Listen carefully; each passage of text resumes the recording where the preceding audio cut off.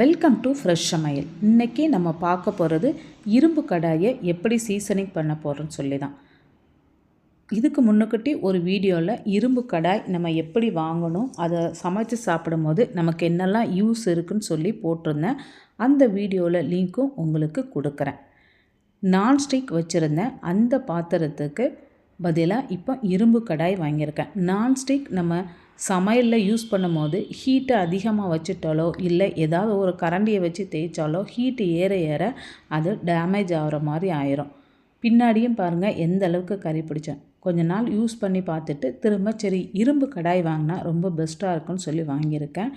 ஆனால் இரும்பு கடாய் வாங்கும் போது சின்ன சின்ன விஷயங்களை மட்டும் நம்ம கவனித்தா போதும்.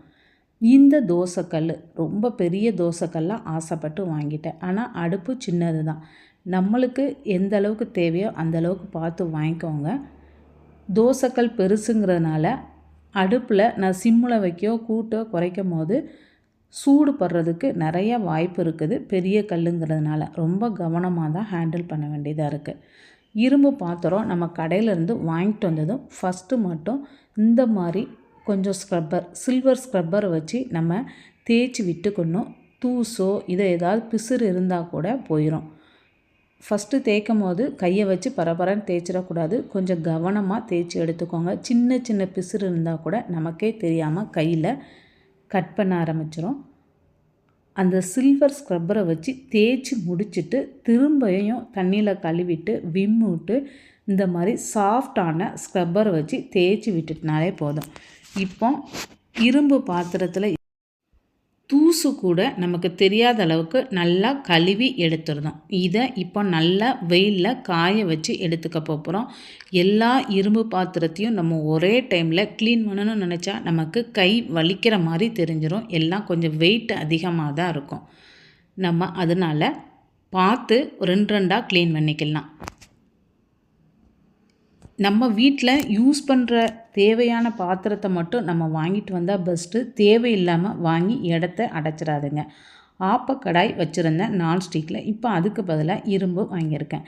இரும்புன்னு சொல்லி சும்மா சாதாரண லோ குவாலிட்டி வாங்காமல் நல்ல காஸ்ட் அயனாக பார்த்து வாங்கியிருக்கேன். இந்த மாதிரி இரும்பு நமக்கு 30 வருஷம் ஆனாலும் டேமேஜே ஆகாது, நல்லா உழைக்கும். இது ஒரு பொரியல் வைக்கிறதுக்கோ ஒரு கிரேவி வைக்கிறதுக்கோ ரொம்ப ரொம்ப யூஸ்ஃபுல்லாக இருக்கும். இப்போ தோசைக்கல் கொஞ்சம் நல்லா காஞ்சிருச்சு. இதை அடுப்பில் வச்சு நல்லா ஹீட் பண்ணணும். ஹீட் பண்ணி விட்டுட்டு ஆயிலை கொஞ்சம் ஸ்ப்ரை பண்ணிவிட்டு நல்லா சூடு வர்ற அளவுக்கு நம்ம விட்டுட்டு அதுக்கு பிறகு ஒரு பெரிய வெங்காயத்தை கட் பண்ணி சின்ன சின்னதாக போட்டுக்கிறேன். இந்த வெங்காயத்தை அந்த தோசைக்கல் ஃபுல்லாக நம்ம பரப்பி அந்த வெங்காயம் கருகிற அளவுக்கு நம்ம வதக்கி விட்டுக்கிட்டே இருக்கணும். இந்த மாதிரி செய்யும் போது தோசை ஊற்றி எடுக்க நல்லா ஈஸியாக கல்லில் ஒட்டாமல் பேப்பர் தோசை மாதிரி வரும். ஒரு கரண்டியை வச்சுக்கிட்டு நம்ம ஓரங்களில் தள்ளி எல்லா பக்கமும் அந்த சின்ன விளிம்பு கூட விடாமல் நம்ம வெங்காயத்தை தள்ளி கொண்டு வரணும். சூடு ஃபஸ்ட்டு தான் கொஞ்சம் லேட் ஆகிற மாதிரி இருக்கும். அதுக்கப்புறம் சூடு அதிகமாக பட ஆரம்பிச்சிடும். இப்போ நல்லா வெங்காயம் கருகின பிறகு எடுத்து விட்டுட்டு நம்ம தோசை ஊற்றுறதுக்கு ரெடி பண்ண போகிறோம். இதுலையே ஒரு வெங்காயத்தை சின்ன வெங்காயத்தை கட் பண்ணிவிட்டு நல்லா அந்த எண்ணெயை விளிம்பில் இருக்கிறதெல்லாம் சேர்த்து நல்லா தேய்ச்சி விட்டுக்கிறேன். தேய்ச்சி விட்டுட்டு இப்போ தோசை மாவு எடுத்து ஊற்றி பாருங்கள். நல்லா சரன்னு சொல்லி சத்தத்தோடு தோசை மெல்லிசாக சுற்றி வந்துடும். இந்த ஃபஸ்ட்டு தோசை நம்ம சாப்பிட வேண்டாம், அதை கூட நம்ம வேஸ்ட் பண்ணிடலாம். அடுத்த தோசையை சுட்டு நம்ம சாப்பிட்டுக்கலாம். தோசைக்கல் ரொம்ப ரொம்ப யூஸ்ஃபுல்லாக இருக்கும். நல்லாவே சூப்பராக தோசை சுடுறதுக்கு ஈஸியான ஒன்று.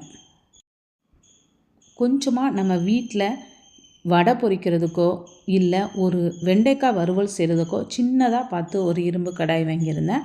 அதை க்ளீன் பண்ணுறதுக்கு அந்த கடாயில் நல்லா கொஞ்சம் தண்ணி விட்டுட்டு விம்மில் ஒரு ஸ்பூன் போட்டு நல்லா கொதிக்க விட்டுறணும். ஒரு கரண்டியை வச்சு நல்லா நம்ம கிளறி கொடுத்துக்கிட்டே இருக்கணும். கொதித்த பிறகு இதை கவனமாக ஒரு இடத்துல இறக்கி வைக்க போகிறோம். இந்த மாதிரி கடாய் யூஸ் பண்ணும்போது மறந்து கூட அந்த கைப்பிடியை நம்ம தூக்கிடக்கூடாது.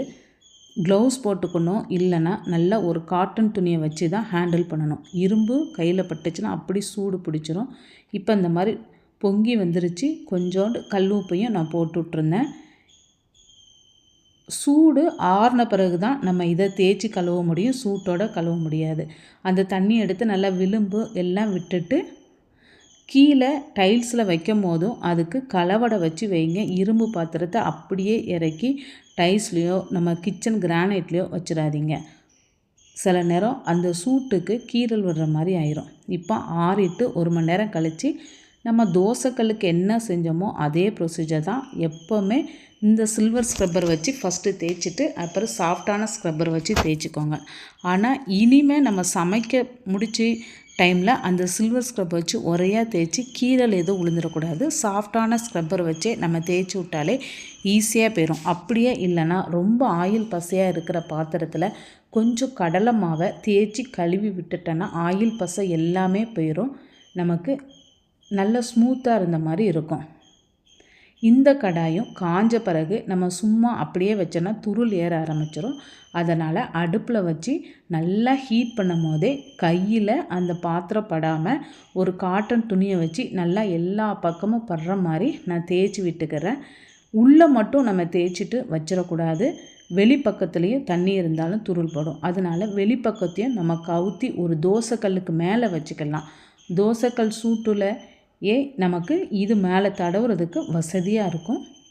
மேலேயும் லைட்டாக ஆயிலை ஸ்ப்ரே பண்ணிவிட்டு நல்லா தேய்ச்சி விட்டுட்டுனா போதும். இந்த மாதிரி பாத்திரத்தை நம்ம கழுவி மெயின்டைன் பண்ணி வச்சுட்டே வந்தால் துருள் ஏறவே ஏறாது. இந்த பாத்திரம் எனக்கு ரொம்ப வெண்டைக்காய் வதக்கிறதுக்கு அந்த வலுவழுப்பு தன்மை இருக்காது. ஈஸியாக கிளறி விட்டு பாத்திரத்துலேயும் அடி பிடிக்காது. சில்வர் பாத்திரத்தில் கூட நம்ம வெண்டைக்காய் வதக்கணுன்னா அடிலாம் பிடிச்சிக்கிட்டு வரும். இதில் ஃப்ரெஷ்ஷாக வந்துடும். ஆனால் சமைச்ச பொருளை உடனே நம்ம வேறு ஒரு பாத்திரத்துக்கு மாற்றி வச்சிடலாம். தோசைக்கல்லுக்கு என்ன ப்ரொசீஜர் பண்ணோமோ அதே தான். நல்லா ஒரு வெங்காயத்தை கட் பண்ணி போட்டு வதக்கி, ஒரு வெங்காயம் வேஸ்ட்டாக போனாலும் பரவாயில்ல, நமக்கு ரொம்பவே நல்லது. தாளிப்பு கரண்டி ரொம்ப ரொம்ப யூஸ்ஃபுல்லாக இருக்கும். இந்த கரண்டியில் நான் ஆம்லெட் போட்டு கொடுவேன். மீன் ஏதாவது பொரிக்கனாலும் பொரிச்சிக்கலாம். தாளிப்புக்கும் நம்ம ரெடி பண்ணிக்கலாம். ரொம்ப சின்னதாக அழகாக இருக்கும். எடுத்து ஊற்றுறதுக்கு வசதியாகும். இந்த டிப்ஸ் உங்களுக்கு பிடிச்சிருந்துச்சுன்னா லைக் பண்ணுங்கள், ஷேர் பண்ணுங்கள், சப்ஸ்கிரைப் பண்ணுங்கள்.